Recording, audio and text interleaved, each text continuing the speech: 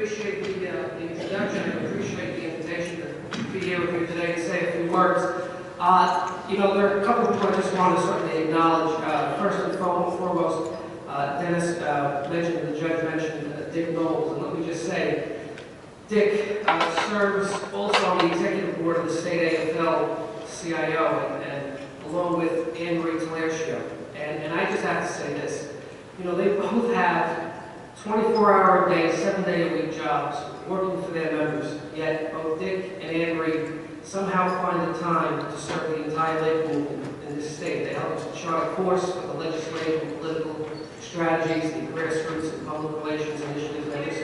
I just want to send them both here tonight that not only on behalf of the 2.5 million members of the state AFL-CIO, but all working men and women throughout this state owe them a tremendous debt of gratitude for what they do each and every day. So, brothers and sisters, we'll be here for Dick and Anne Marie.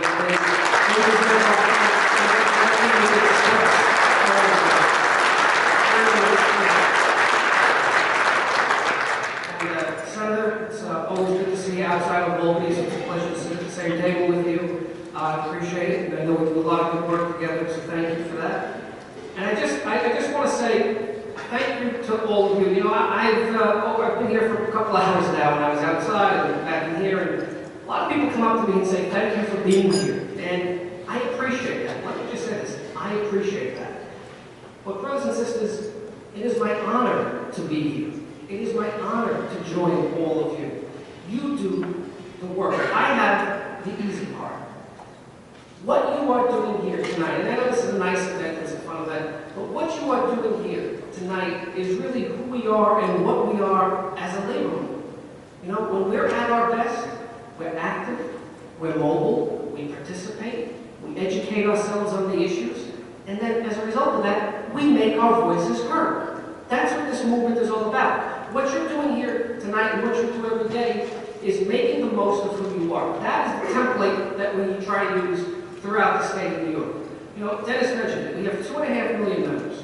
We have 3,000 local unions. We represent 24.7% of the workforce, highest in the country. This year, unfortunately, while the rest of the country has lost members or state, we actually gained 60,000 union members in this state last year. We added 60,000 union members.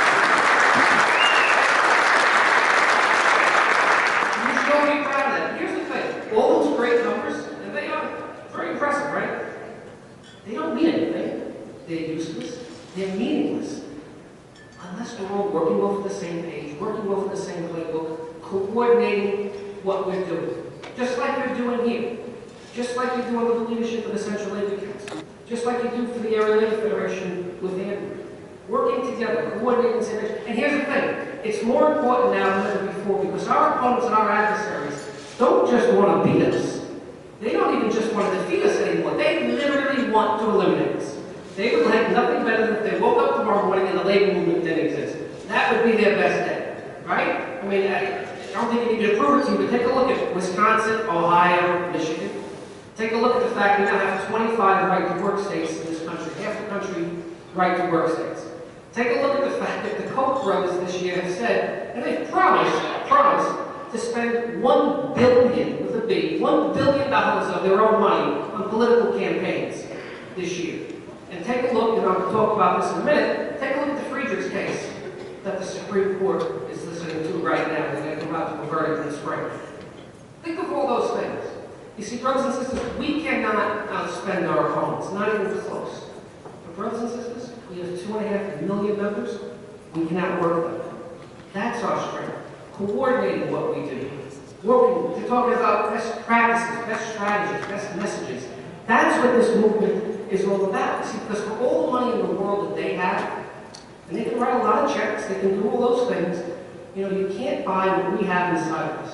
You can't put a price tag on heart. You can't put a price tag on dedication and the commitment that we have to one another. Because at the end of the day, we have it, they don't. We win, they lose if we stay together. That's what we have to recognize. That's what we have to know about. And, you know, take a look at the different things we've worked on in the last couple of years. We show that when we have public sector, private sector, building trades, upstate, mid-state, downstate, when we work together, we win. You know, you take a look at the last couple of years, we had historic unemployment insurance legislation a few years ago. 2 years ago, safe patient handling bill we had passed. I mean, these are things we've worked on right. Worked on for years, but you stick to it. And you know the process, we can't dictate the process in Albany, but you have to take advantage of the opportunities that come before you. So this year, whether it's minimum wage, whether it's paid family leave, we're going to work hard on all of them. We're going to work hard on prevailing rate for affordable housing in New York City. We're going to continue to work on Buy American legislation to make sure that we get that work and we keep the manufacturing in this state and in this country, rather than contracting it all out for public works projects. We're going to continue to work for that, because we have to keep and bring manufacturing back into this state and into this country. I think we could all agree on that. That's what this is all about.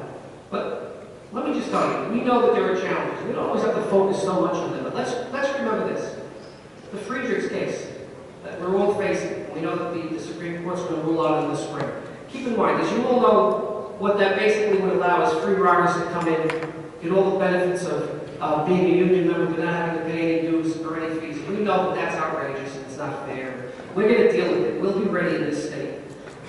Brothers and sisters, I urge you, whether you're a public sector member, a private sector, or a building trades member, yeah, the initial fight is to diminish the voice of public sector unions in this country. Make no mistake about it, that's just the first step. That's just the first step. They're already talking about things that will attack the private sector as time goes on.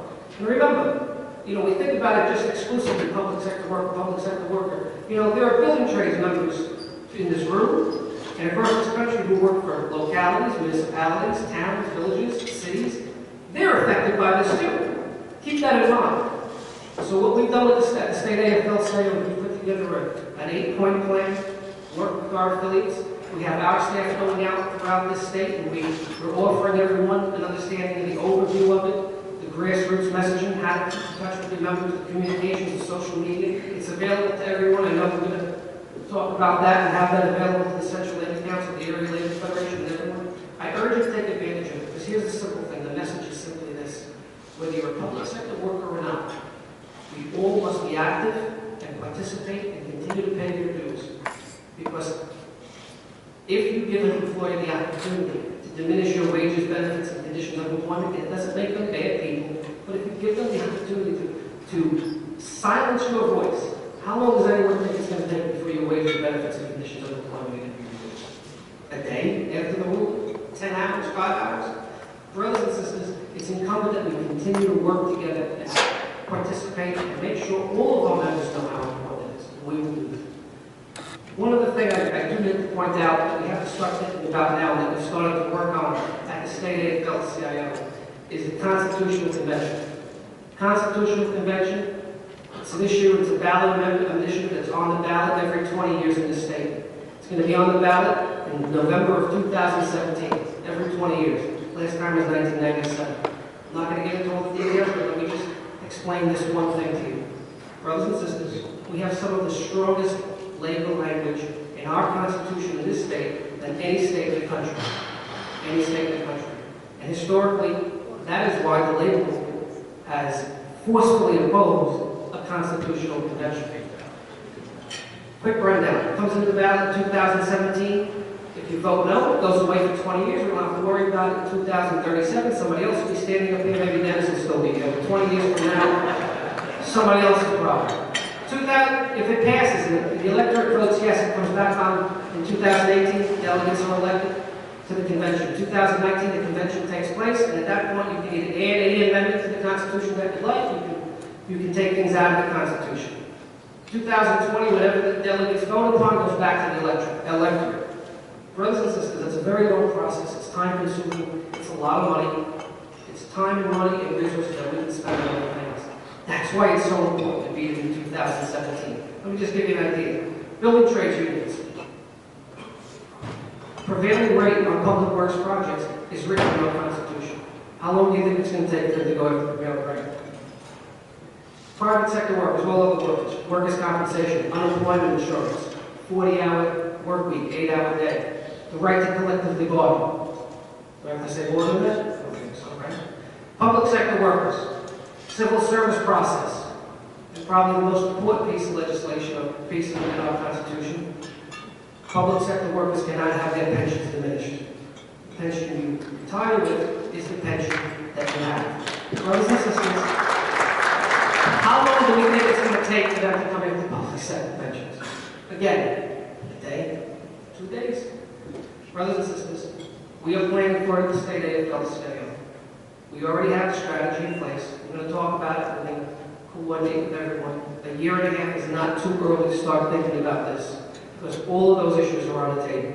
So I urge you all, to start paying attention to it, working together, and we will provide as much information as anyone here needs to make sure that we continue to protect those ideals that are so important to all of us.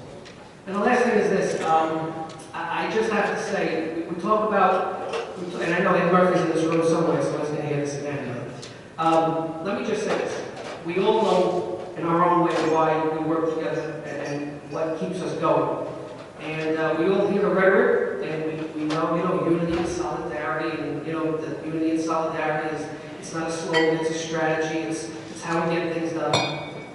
But I always think that somehow there are personal reasons and personal points of view on the stories of how these things affect us. And I'll just give you a quick example that helps me every day. And I just like to end with this. I'm a CWA member. I've been a member for 26 years now, since I was 21. And growing up, my father was a member of IBW, Local 3 in New York City. He was a very active member. He was a very active guy. He was like this ultimate volunteer. He never held elected office, but he was very active in his union, and he would volunteer for everything. He would volunteer for picket lines and rallies and political campaigns and legislative campaigns.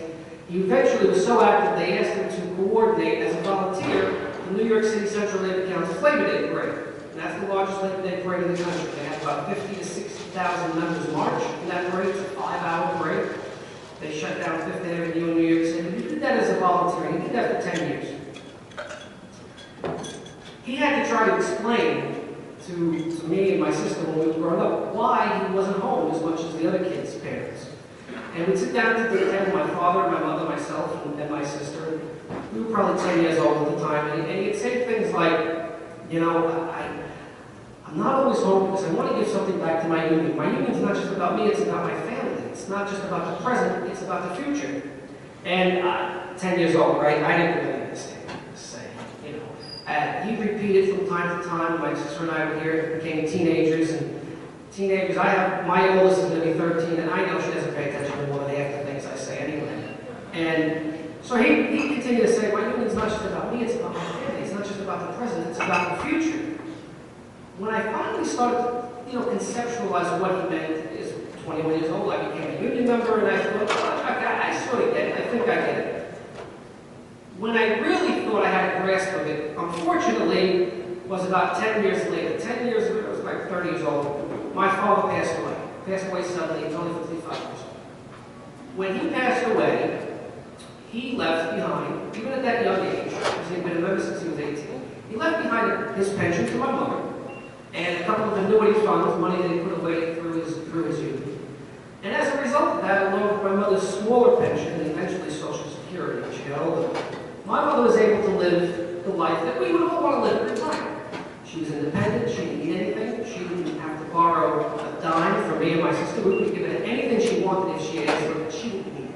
She was able to do all the things you want to do when you retire. She was able to go to the movies with her friends, have dinner with her friends. She was able to spoil her 5 granddaughters, my 3 girls, my sister's 2 girls, Christmas presents, birthday presents, presents for the sake of presents, what you want to be able to do as a granddaughter. So I thought, well, this makes sense. I think I'm starting to get what my father said. A few years after that, about 3 or 4 years ago, my mother passed away. My mother passed away. 2 weeks after that, my sister and I both got letters in the mail from Local 3. Letters said that upon my mother's passing, we were both now eligible as beneficiaries for whatever was left, whatever my mother did use in those annuity funds. Now, it wasn't a life-changing amount of money, but it was enough money if you're married. We had to sit down with my wife and talk about what we were going to do with this money. Could we buy a car? Maybe, depending on what size the car was. What did we do with the money? And we talked about it. I said, we have 3 daughters. We hope they all go to college. Why don't we take the money we didn't expect and just put it in the bank and we'll keep it there when they start going, we'll use whatever it is. That's what we decided to do. A month after that, the first check came in installments. First check comes, get the check, I sign the back of the check, take the deposit slip, I go to the bank, I give the deposit slip to the teller gives me the receipt. I get back in the car, I'm about to put my key in the ignition. Brothers and sisters, that's when it hit me. My father said, it's not just about me, it's about my family, it's not just about the present, it's about the future. I turned out at the deposit slip and I recognized that my father became a union member in around 1965. My oldest daughter, Grace, is in 7th grade. She's going to start college in 5.5 years from now, 2021. That's 57 years. More than a half century after my father became a union member, in some small way, he's going to help to pay for the first year of college for my daughter, his granddaughter, a granddaughter, mind you, that he never met. See, that's what we're fighting for. He had no idea that his life was going to end suddenly. He didn't even know he was going to have grandchildren. He didn't meet them. But in his heart, he knew that every day he wanted to give something back to his youth because they were doing something for him. Brothers and sisters, that's what we fight for every day. And that's what they want to take away from us. And I say to you this, we have 2.5 million members in this state, 3,000 local unions. Not only should we be fighting to protect what we have, brothers and sisters, but every single day we have to fight for this generation and the next after that. That's what this movement is all about. And I say to you, we are not only the largest state labor movement in this country, but brothers and sisters, we are the strongest and most successful statewide labor movement in this country. It's because of each and every one of you and your activism and your participation. So I say to you, we move forward together, and we enhance the lives of our members and their families together. And I know that we are all in this fight together to provide a brighter future for working men and women. And I know that together, brothers and sisters, and only together, will we win that fight. Thank you very much. Thank you.